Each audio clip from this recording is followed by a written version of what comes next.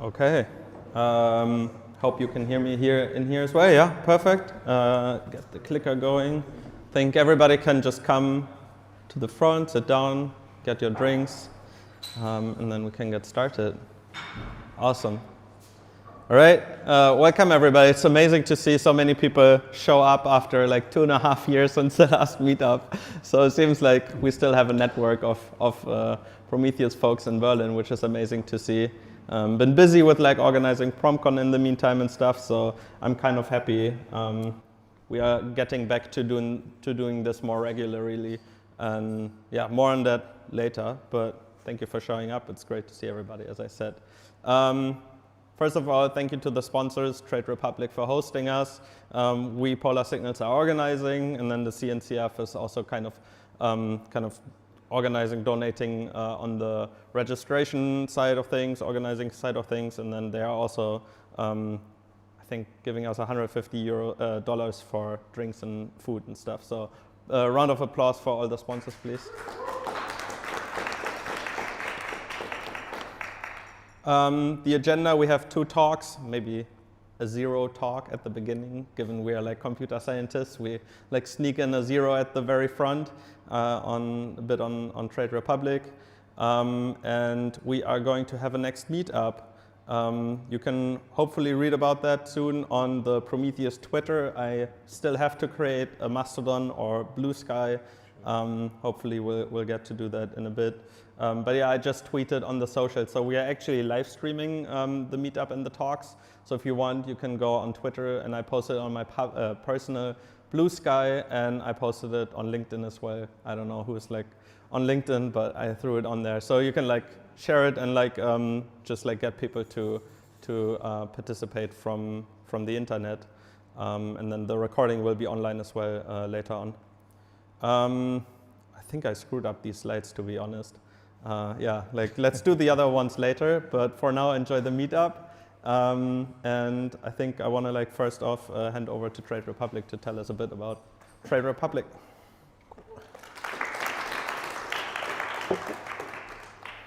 Thank you very much. Yes, it's a pleasure to have people at the office. Also wonderful to see the Prometheus meetup running again. So who doesn't know who Trade Republic are? Yes, there's one person. So in essence, we're a bank, but we started out as an investment platform with the idea of democratizing wealth, making it easy for people to invest in systems that were traditionally very old, very complicated for people to get into for buying ETFs, stocks, bonds, anything like that. These numbers are a bit outdated. We're more than 17 countries. We're more than 4 million customers, actually double. So last year we had 4 million. This year we have 8 million. And hopefully at the end of this year and the start of next year, we have 19 million. And over 100 billion euros in assets. There's a big press release about this and how successful we are being, essentially. Again, we're a bank, so starting December 23 was when we got our banking license, and essentially this enables us to build any financial products, whereas before we could only do investment. Now we have everything that a bank can do and everything to enable financial products that we're rolling out. But more importantly, at least for me, I am an engineering person, I'm a platform person. So these are the things that every day we focus on working. So spoiler alert, this is going to be a little bit of a hiring kind of pitch. Otherwise, we wouldn't be able to do this, unfortunately. But these 3 things, so every day is day 1. Anything is possible. I joined Trade Republic, and I saw a lot of stuff on fire, and I started to work to fix it. Being an owner, again, working with that, building things, taking the ownership, being responsible for it being deployed, being up, out, and running. And to amp it up is just to improve everything that we do. And Nick is going to give a bit of information about later on how we improved our Prometheus setup. Rough numbers, the one that I really care about is platform. We're 25 people. So as you can see, 25 platform engineers to 140 backend engineers. We're a little bit outnumbered, and we're doing the best that we can to provide a platform to help, but there's a lot of stuff to improve. General sort of overview here. I won't go too much into details, but we have 3 teams, cloud, application platform, and developer experience. Nick is from the cloud platform, and he's going to be talking about the observability side. And as you can see, we have some numbers of our observability stack. We're on AWS, we're on Kubernetes, and we're hiring. So we're hiring for all of these roles, SRE and platform, probably the most relevant one.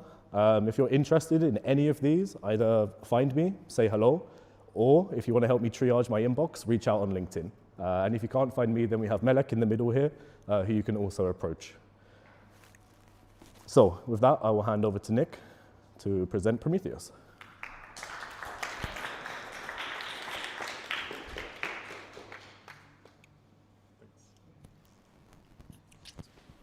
Hi.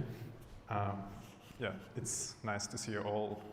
It's a very cozy evening. I hope you enjoy it so far. And yeah, the talk number 0, as it was said, and it's called Scaling Prometheus the Hard Way. It's kind of clickbaitish, but I hope you will like it anyway. So yeah, about me, I'm Nikolai, or Nick. I'm a platform engineer at Trade Republic. I'm working in a team that is focusing on building observability tools to make them scalable, user-friendly, and stable, the most important one. And yeah, one of my hobbies is singing in a indie pop choir Berlin.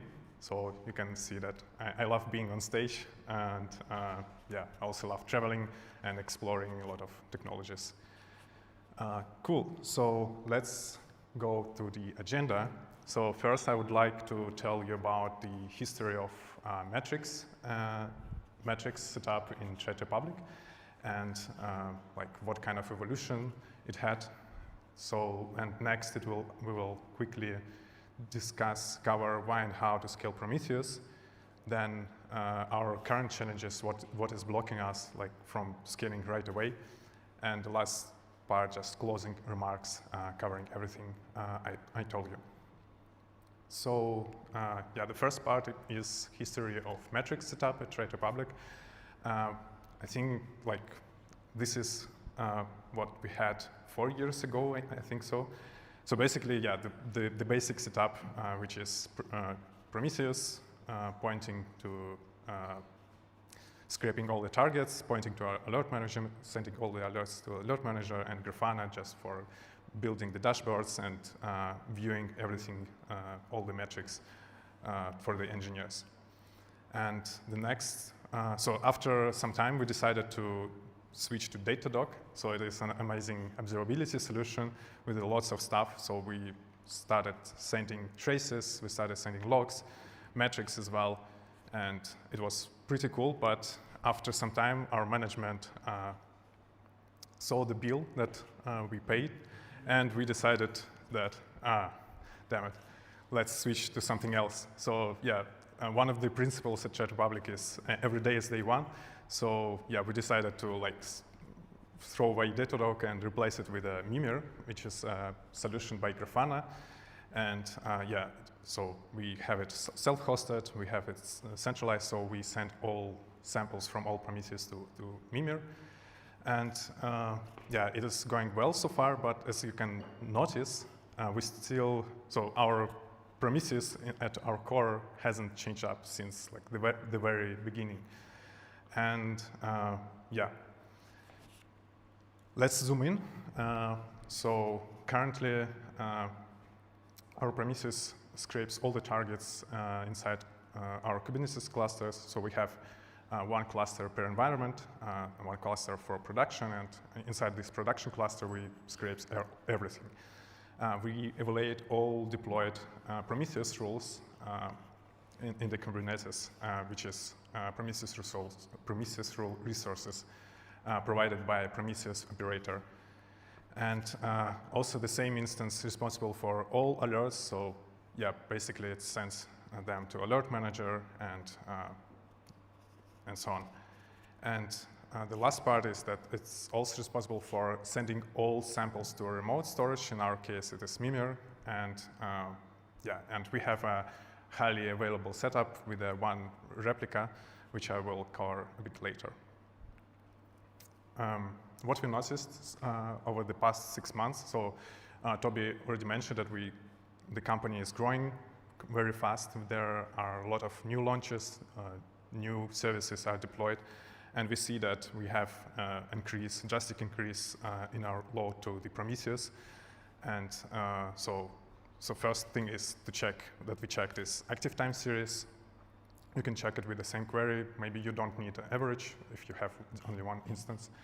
And yeah, you can see it's doubled over 6 months. And we have some weird spikes here. It's when we had small incidents with the cardinality explosions that I will also cover a bit later. And another thing that contributes to the load to Prometheus is samples, how many samples per second you scrape. It kind of depends on the active time series, but it also depends on the scrape intervals that you specify in service monitors. So you can also check it with this query, and you see we had these spikes for cardinality explosions, but overall it's growing. It has grown 2 times. Yeah, so the same for resources. We had some new launches, as I said. We had new recording rules, new alerting rules, and the resource usage almost doubled. Yeah, for CPU and for memory as well. One of the interesting things that you can check, so basically Prometheus is a Golang application, and you can fetch a profile from it, and you can dive into this profile and build a flame graph. And you can check, like in your case, where your Prometheus spent the most time of the CPU. And in our case, so it's spending the biggest part on rule evaluations, so it's 37%, and yes, you can see like where it spends other parts of CPU. And yeah, in our case, so we have a lot of alerting rules, a lot of recording rules. We need like to spend a lot of time evaluating them. Cool. So yeah, the question why and how to scale. But before even starting thinking about it, make sure that you have all the safeguards to protect your Prometheus for these spike loads that we had, for example, when you had a cardinality explosion. And for example, one of such things that you can set in your Prometheus is cardinality limits. So yeah, what we had is we had a service, and it pushed such kind of change into the production, and you see it's, so they probably wanted to publish this state value to the one of the labels, but unfortunately they put request ID, and this leads to lots of unique time series being exposed by a target, and the more time series you have, more memory your Prometheus utilize, and the more CPU usage for, I don't know, for aggregating everything for alerts and sending also samples to the remote write. But you can avoid, in such cases, such scenarios if you set, for example, sample limit in your Prometheus configuration, and this will help you to limit the amount of time series exposed by one target, and if this limit is exceeded, the whole scrape will fail. So you also need to alert on the metric that I put below, and alert or monitor, whatever, but yeah, it's very important. Cool. So why scaling? Why do you need to think about it? So first of all, vertical scaling, it's not only for Prometheus, but overall it's very limited, it's very costly, and yeah, it's not very convenient to have to like indefinitely scale vertically. Second of all, Prometheus TSDB is not very optimal for long-term storage, so it uses a lot of disks. The querying is not so fast when you need to query very big amounts of data. So yeah, this is also a challenge. And the last part is, so you have one Prometheus for everything. It is basically a single point of failure. So if Prometheus is down, you don't have any metrics, you don't have any alerts. So you need to kind of somehow scale it. And yeah, the first step that you can make is just add a replica. So basically the same Prometheus instance that will scrape everything that original Prometheus does, and basically have two identical sets of data. And in case, like, for example, you need to update a node in the Kubernetes, or you need to update the Prometheus itself, or something happens and you lose one replica, you still have another one that still contains the data you need, and it is able to alert. So the next step would be so we have 2 replicas, but you want to offload the data to some dedicated storage for long-term usage, and you want to like query huge amounts of data. In such case, you probably want to remote write or do something else and send your data to such solutions like Victoria Metrics, Thanos, or Mimir. But if you still have 2 replicas, you need to make sure that in your long-term solution you have some kind of deduplication logic. So for example, in Mimir we set HA tracker, so basically it tracks by an instance label of the unique replica, and it selects one replica as a leader and store only samples sent by this replica. So what next? Now we want to split it horizontally, to shard it horizontally somehow, and the first thing that comes into mind to have multiple different Prometheuses that are responsible for scraping specific part of your metrics. For example, you can split by environment, or you can have more granular logical split, and you can split by namespace and, I don't know, deployment. But in this case, you will have to manage more Prometheuses. This is quite challenging, probably worth another talk. But yeah, it's not impossible. And so, yeah, what is current state at Trade Republic? As I mentioned, we have a HA setup, so we have 2 replicas. We decided that this is enough for us. We have Mimir as a long-term storage, so engineers only use it for querying. It's not used for alerting yet. And we have Prometheus per environment, but we don't have more granular split yet. What's blocking us? So first challenge that we faced is monolithic service monitors.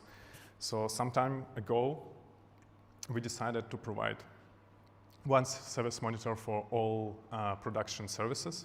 So basically, they only need to set one label on their servers to be, and the service monitor will select the service based on that metric.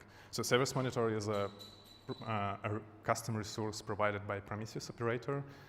So you apply this resource in Kubernetes, and Prometheus operator will automatically generate the configuration for Prometheus to discover all your targets inside Kubernetes.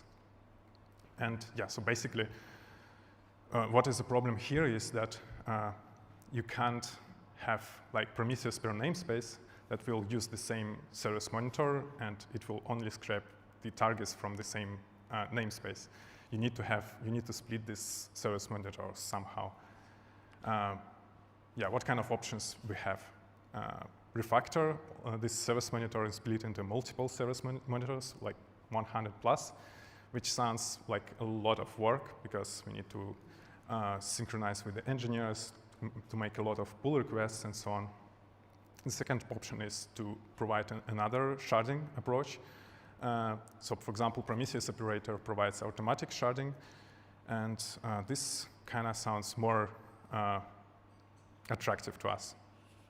So yeah, we decided to go with a sharding provided by Prometheus operator. So what does it mean? So in Prometheus custom resource, so provided also by Prometheus operator, you can specify the amount of shards, and in the background, Prometheus operator will generate a special configuration that will help you to spread all your targets between multiple Prometheus instances. What kind of magic is that? But it's very simple, so you can do it yourself even without Prometheus operator. What you need is to take a hash from the, for example, address, from some kind of unique label, take a modulus from this hash, and you need to keep the targets that only have specific like shard number. So here we have 0, but it can also be 1, 2, 3, or 4. So yeah, this way, when you can have multiple, I don't know, Prometheus instances that will only scrape specific sets of targets defined by these filters. Cool. Another challenge that we faced is global alert evaluation. So what I mean is that currently we evaluate, so previously we evaluated everything against existing data in Prometheus, and this, if we want to split it with the help of Prometheus automatic sharding, or with the help of, I don't know, some kind of logical split. For example, we have such query, but the data is present only on one of the shards, and this alert will be evaluated in both shards, and in one shard it will be false positive, and we want to avoid it. So what options do we have here? So first is maybe isolate all alert rules to have specific Prometheus alerts for specific shards, but with the, if you use Prometheus operator that dynamically shards all your targets, this is impossible. So another option would be to offload all the evaluations from Prometheus to a centralized place. And yeah, we already have it. We have Mimir, but we don't use it yet for alerts. Yeah, it was like difficult decisions, but we decided to go with that. Mimir provides a special ruler component, which does almost the same. You can apply the same alert rules to Mimir. But the problem is that when you send samples from Prometheus to Mimir, you introduce additional delay, like latency. It can be, a lot of things can contribute to this delay. So latency or batch, I don't remember, batch time out on a remote write. And so your write path becomes very, very critical. Previously, for example, if you had, like, I don't know, a lag of 10 seconds, it was fine because eventually metrics will reach Mimir. It will be ingested. But now, if you have a delay bigger than alert evaluation interval in Mimir, this is a problem for us. So probably you need to check the metrics on your dedicated storage, but also you can check some metrics in Prometheus itself. For example, with such metrics in the bottom, you can check what is the lag, what is the current lag, like what kind of delay, with what kind of delay you send your metrics to the remote storage. Yeah, but so we have all our Prometheus rules deployed in Kubernetes as a Prometheus rule resource, and they are all in code. And but Mimir doesn't have anything that can help us to to use the same Prometheus rules to deploy them to the Mimir ruler. What we need is something that will synchronize existing Prometheus rules, but also adds the labels that are added when we remote write to Mimir. So for example, we add environment variable, and we also need to apply the same filter for the rules that we deploy to Mimir.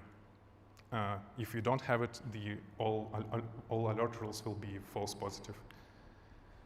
So we found a solution. So first we thought maybe we can build something ourselves, but the solution in our case was Grafana Alloy. So this is an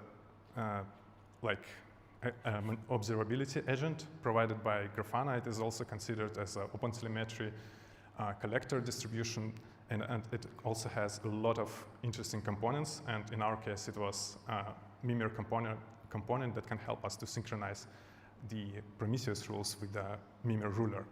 So it not only syncs, but it can also inject labels in the queries that are applied to the rules. And yeah, this is like what helped us.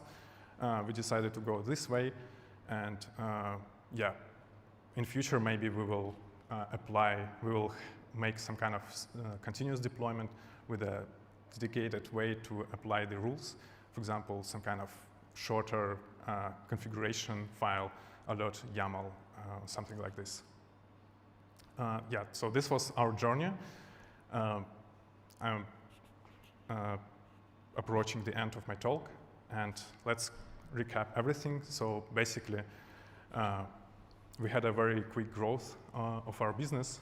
We need to scale Prometheus somehow, and we decided, we faced some challenges. We decided to overcome them with using some logical splitting, sharding provided by Prometheus operator, and also some tricks with, for example, Grafana alloy to synchronize the rules with the Mimir centralized ruler, centralized global rule evaluation solution.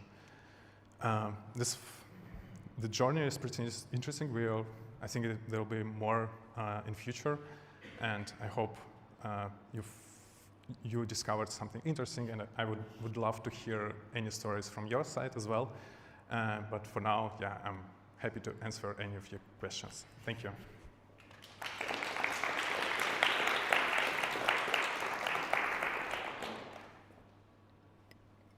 If you have questions, maybe just like shout them and you can repeat them.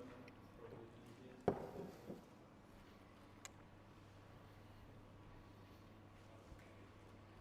Yeah, very short question. So you're using now Grafana and alloy, and like, would you say it was worth it compared to Datadog? Mimir? You mean? Please repeat the question. Can you repeat the question? I meant that you're now using two Grafana products instead of Datadog, right? With alloy and Mimir. Yeah, was it worth it? we use way more Grafana products, but yeah, in terms of cost savings, I would say yes. We save way more money now, but unfortunately, the developer experience is still. I think it's really hard to replicate the same experience. There are solutions like Signos. I don't know if you heard, like open source Datadog, but yeah, currently we can't provide the same experience that Datadog did. So yeah. So while nice talk, by the way. Thank you. So when you have migrated from Datadog to your self-hosted Prometheus setup, so while doing this calculation of the cost per metrics, per CPU, per team, right? So did you consider engineering time spent? So the question is, like, did we compare the costs? Do you consider like engineering time spent on Yeah. self-hosted Prometheus? Yeah, I think that we considered engineering time, spent time, but I think probably we underestimated it, and I don't know. Maybe I think it's still. So we tried to kind of analyze it. I don't know, 1 year ago, and it was still less than Datadog for us. Did you consider the Grafana Lab solutions? I think so, yeah. To back that up, it would just be too cost prohibitive with Grafana Labs just for the pure amount of data that we have. And we needed a working solution before entering, say, sales negotiation. Sorry if anybody works for Grafana. But Thank you. Have you tried Grafana agents? Basically, Grafana alloy is a new Grafana agent. So Grafana agents, it's now like. Okay, it's the new name for Yeah, Grafana yeah. agent. I got it. And can Grafana alloy then could be a replacement for Prometheus, or I understand it? Or Yeah, I this don't is a very good question. I forgot to mention it, like in my epilogue. So basically, Prometheus becomes for us just a collector. So we don't have rule evaluations. We don't store anything in it. So maybe we can use something else. So one of the first ideas, for example, can be using Prometheus agent, which is a lightweight version of Prometheus, without TSDB, without rule evaluations. It consumes way less resources. It just collects and writes remote writes to remote storage. But yeah, probably we will think about maybe using something else like Grafana alloy, or maybe even OpenTelemetry with its target allocator thingy. So yeah, we will think about it. Thanks for the answer. One more question? Anyone? Okay, if there are no more questions, thank you again. Yeah, thanks. And now it is 5 past. We do a short break until 15 past, so we can be back in 10 minutes for the second talk. I don't know, I think it was bad.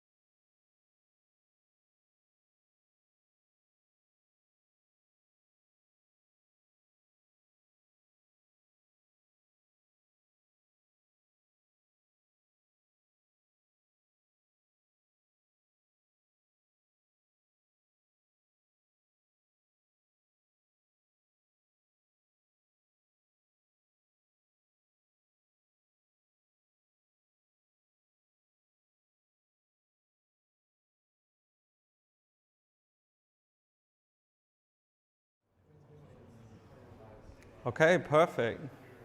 Welcome back, everybody. I was happy to see everybody like chit-chatting, so I gave you 5 minutes more than we initially said. But we can chit-chat some more and after this. So I'll try to and be quick. All right, so second talk I'm doing on my own now, I guess. I was hoping some folks here would like have to do like a KubeCon talk next week, so that's why we have it like the week right before KubeCon. But doesn't seem like anyone is doing like KubeCon talks right now. So we were missing one spot, so I'm filling in. But nonetheless, like there's this like funny new project that we started at Polar Signals, and it's quite nice and neat. So I think it should be a good talk nonetheless. So let's get right into it. So Kubezonnet and why does it matter? So let's first talk about like same zone versus cross-zone traffic. So usually, if you like look at cloud providers, you have like regions. So like the region would be Europe West 3 in this case, and then within the region you have zones, so A, B, C, and you can send traffic between between these zones. But if you send traffic between these zones, they are going to charge you for that traffic. So just something to be aware of. But yeah, generally speaking, you have like regions, and then within those you have like zones. And same zone, like if your machines are in the same data center, basically, they don't charge you any money or anything for that traffic. But if you go between data centers, basically, they're going to start charging you. So I think this might be for GCP, but I think it's pretty similar on AWS, Azure, and a bunch of other cloud providers. There's also throughput limitations, so same zone is like quite a lot faster compared to a cross zone, and then obviously latency as well, where you get like way faster latencies in the same zone than cross zone. So being aware of this just like helps you deliver more costly and more and more performant applications basically. So we want to do mostly same zone traffic because it's usually free, and we want to avoid cross zone traffic because we have to usually pay it, and those costs can add up quickly. So just something to be aware of. And why do we at Polar Signals care about this, right? Why am I giving this talk, basically? So if you look at our GCP bill, you can see why we care about this. And I like heard from someone else, like, yeah, cross-zone traffic is quite a lot on our bill, just here, like 10 minutes ago. So I think something for everybody to look at their bills and like see how much like percentage-wise cross-zone traffic is taking up on your bills. Basically, at Polar Signals, what we do, we run agents. They're using eBPF. We are doing zero instrumentation, eBPF continuous profiling. So basically what that means is 19 times per second, we look at what's running on your hosts, and we look at the stack traces. We collect basically statistical data of the processes running, and then we aggregate that data and we send it off to our cloud. So you can see basically the flame graphs that were mentioned in the previous talk. We do this using eBPF on all the time in production, and we do it with less than 1% overhead for the application itself, because we only do it 19 times per second. And all of these hosts run in various different customer premises, and they start sending their data to our Polar Signals cloud. And within that cloud, we basically have ingesters, and they like fan out, and they send like to different storage backends. And we had a lot of different pods basically within our Kubernetes cluster talking to each other. So that's why we had this like cross-zone traffic showing up significantly in our cloud bill. So we wanted to improve that. We wanted to get those percentages down of the cross-zone traffic cost. And the first rule is we measure, right? We are at Prometheus meetup, so we always want to get some data, we always want to measure, and then we want to make informed decisions about the things we want to change. What does GCP give us, right? Like, can GCP give us more on like which part is talking a lot to which other part? Turns out this is as good as it gets with GCP. So super helpful. I don't know, maybe they have like some incentive to not like show to us more detailed, but that's what we get. We basically went to the internet and we're looking at different options. Can we get Cilium to give us more data in that sense, given that Cilium is our networking provider or overlay network on GKE on GCP. So many acronyms. Yeah, it turns out there are some ideas, and overall, none of them have been implemented.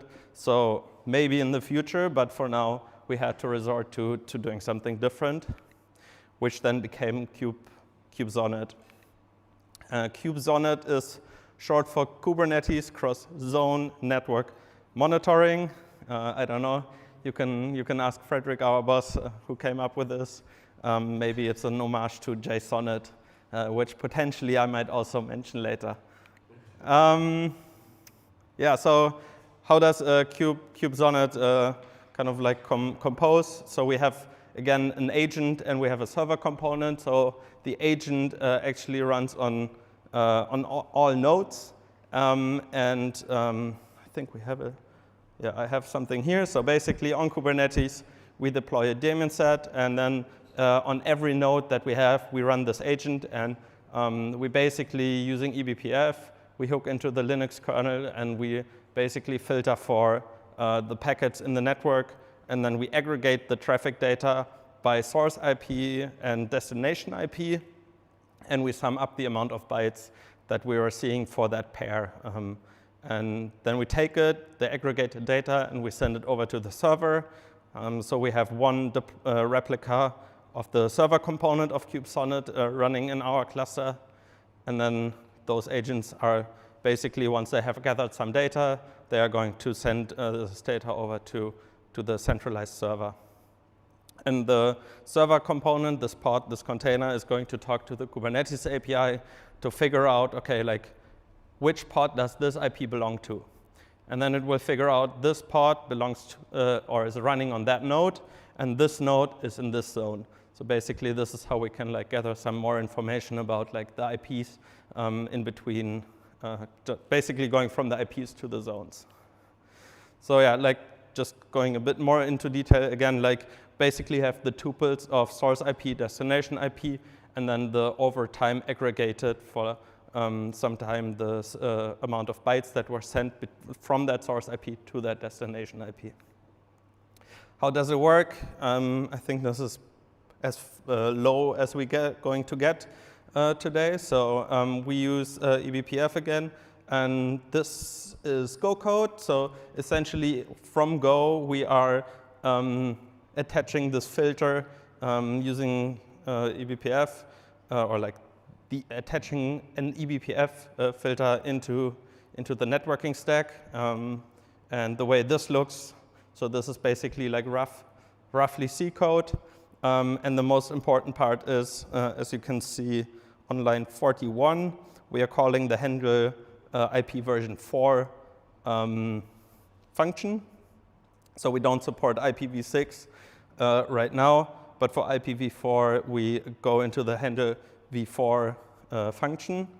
And within that, we essentially extract from the packages the source IP, the destination IP on line 54 and 55, and then we sum up the value, so the value being the amount of bytes sent within that networking package. And I think we store it in the BPF map. So basically, like a key value pair, or like a map for that specific source IP, destination IP hash, so we can keep track of the same source to destination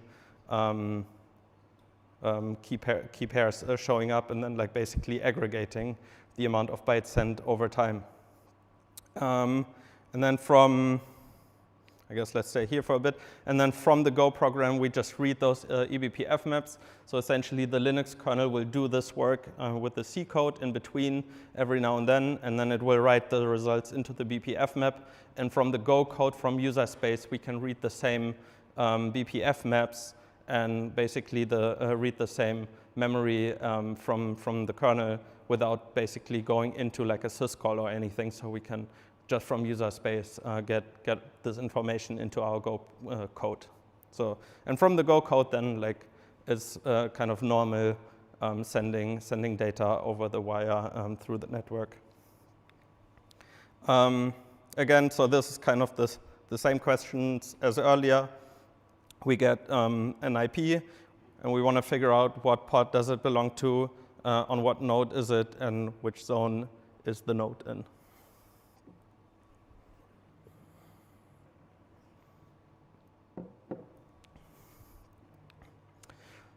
From that, we can already, in the server component, start logging the pods talking to the other pods in our network, and we can log how many bytes we've seen from one pod to that other pod over time. So this is pretty nice. You can already see some interesting things you might have not guessed or assumed. But I think the real deal is being able to then take a Prometheus and scrape the metrics. So the server component implements or has an /metrics endpoint, and Prometheus can go ahead and then scrape that server's metrics endpoint. So this is what we get. I guess, yeah, you can't really see the interesting labels, but there's like namespace labels, there's pod labels in the redacted area. And then we can get like the source and destination pod names and the amount of bytes sent from one pod to the other pod. And doing that, we can, like in this example, we didn't do a top K of the 20 highest, like per second bytes sent from a pod to another pod. So all of a sudden, we know over time which pod is talking to which other pod the most. So doing that, we were able to then figure out like which zones are talking to which zones using Prometheus metrics and implementing some changes in our infrastructure such that we were able to use some traffic routing to stay within the same zone, for example, and we got it down quite significantly, such that I think our compute is by far the most expensive now, not the interzone traffic anymore. So yeah, I hope that like inspires some other folks in here to try the same. And then I think a quick story I want to tell is back in November, I think like all of the Kubezonnet stuff we already did like last summer, so in July. But flying over to Salt Lake City for KubeCon, I basically landed, and Frederick was like, our zone cross-zone traffic like increased quite a lot. You have to take a look into this. And I was like, okay, what am I gonna do? So basically, this is the story of it. So we had our Thanos setup, and our Thanos setup was we have like previously we were just like actually running Prometheus like 2 replicas, I think, for like 3 years, which was totally fine.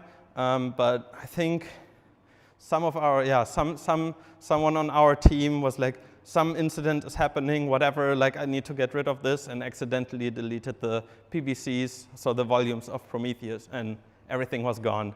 So that was pretty bad, and that's when we decided, okay, we're gonna sprinkle some Thanos on top of our Prometheus setup such that we can get the data offloaded into object storage. And pretty typical setup that we have, except like now my diagram shows the zones of where the pods are located and how they communicate, right? But this is like the reason, like, so like why we even set up Thanos in the first place. But we actually have been super successful just running 2 Prometheus replicas for like 3 years in production, and it worked great. So Just want to highlight that. That's also totally fine to do. But yeah, here we are. We have a Thanos setup, and then basically we had Prometheus decreased its retention from, I think, 33 days down to 3 days. So the Prometheus only had 3 days of data on its disks, just to get it more lightweight, because we don't want to have like 30 days of data in Prometheus plus everything else in Thanos. So we wanted to take advantage of that. By doing that, we had to move some of our SLOs that were across like 4 weeks. We had to also move them from the Thanos rule, from the Prometheus into the Thanos ruler, just so that we could like actually query over like 4 weeks worth of data, because Prometheus only had 3 days left at that point. Yeah, so that was the setup that we had, and Frederick was like moving the Prometheus rules, so basically the SLOs from Prometheus to Thanos like quadrupled our cost with like cross-zone traffic. So I was like, okay, like let's investigate this. So again, we used Kubezonnet for the Thanos setup. So we set it up, and sure enough, we could see that the Thanos rule all of a sudden like evaluating a lot more rules, obviously, because we like basically I think 90% of our alerting rules and recording rules are SLO related. So we moved all of those from Prometheus to Thanos rule, and that component was just like actually doing a lot more work, requesting a lot more data from the Thanos query. And the Thanos query then was like, yep, I need to like query it from all of those other components, right? And they were then calling object storage. So like everything just like increased quite a lot, and in red here we can now see all the cross-zone traffic that's happening in the setup. Yeah, so this is the JSONet part. So I don't know, it's a kind of like an insider joke, because I love JSONet. A lot of people don't like JSONet, but bear with me on this one. So basically, the deployments or the parts of like all of these components that we have here, we specified using JSONet instead of YAML. So we can do like if-else statements, we can do for loops, etc. And it turns out that having this JSONet setup was pretty nice, because at the very top, we basically just defined the Thanos zones we wanted to deploy the components to, and then we used those zones and templated them into like selectors, such that a pod would only get scheduled onto nodes in a specific zone, for example. Yeah, and in the very bottom, you can see the for zone and Thanos zones. So essentially, this now duplicates or like copies a Thanos store pod that like previously only ran in one zone, and deploys it to like all 3 zones that we have. So that was pretty nice, kind of like a good side effect of having something where you can template the deployment more easily. Yeah, so in here I think I might have like thrown this like second one on top of the more important one. Did I? Yes. Let's actually remove this. Can I remove this, move it around? Too bad. Seems like I don't have edit permissions on this machine. But yeah, like basically within every single service we have, we now specify the traffic policy to stay within a zone. So if a request comes and tries to get into like a pod where a service is in front of that pod, Kubernetes now makes sure that service is within the same zone. So it will like basically prefer like pods within the same zone using that option in the Kubernetes service, which unfortunately I can't show you now. But yeah, I can tweet it later, and then you can take a look. But that's basically, so like we replicated all the pods onto like every single zone. We said like this pod can only be scheduled into this zone and the other pods into their respective zones. And then we said like if one pod talks to the other pod, they have to be in the same zone. So yeah, basically this happened. So going back, yeah, the Kubernetes 131 traffic distribution allowed us to like cut all the like interzone traffic. Unfortunately, we couldn't really get rid of like some of the cross-zone traffic because like the Thanos query still needs to talk to some like both Prometheus servers, for example, just to get the full picture. But it still drastically reduced the amount of traffic we had in our Thanos setup. Coming back to Kubezonnet, there's a lot more on the roadmap, which we might get to, but like for us it works. So if somebody needs to make it CNI, so like a different networking provider independent, feel free to approach us. If you need IPv6, there are ways to make that happen. So yeah, like overall contributions are welcome. If you go and like deploy the agents and the server components on your clusters and you run into problems there, please feel free to open issues and obviously pull requests. Shout outs to these lovely people, one of which is in the audience. But yeah, overall, it was something like we aren't networking experts, we do profiling. We know a bit of eBPF, but there were some amazing people out there we reached out to and they were a great help. And that's it, thank you.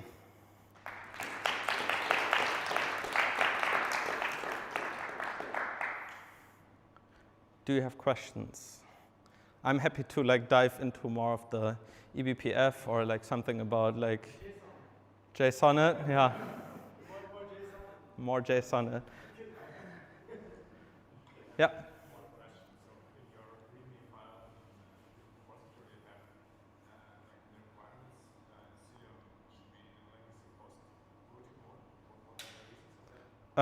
Yeah, there's like the question was like Cilium needs to be in legacy mode.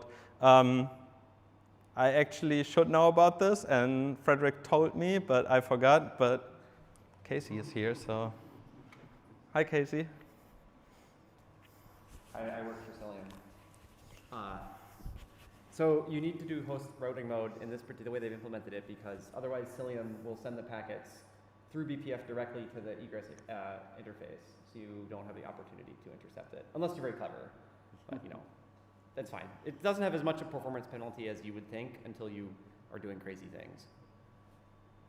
But I think there are ways of like of improving the architecture to not have to run legacy mode, right? Sure. That's on the roadmap. So I know it's like generally speaking possible, but yeah, thank you for clearing that up.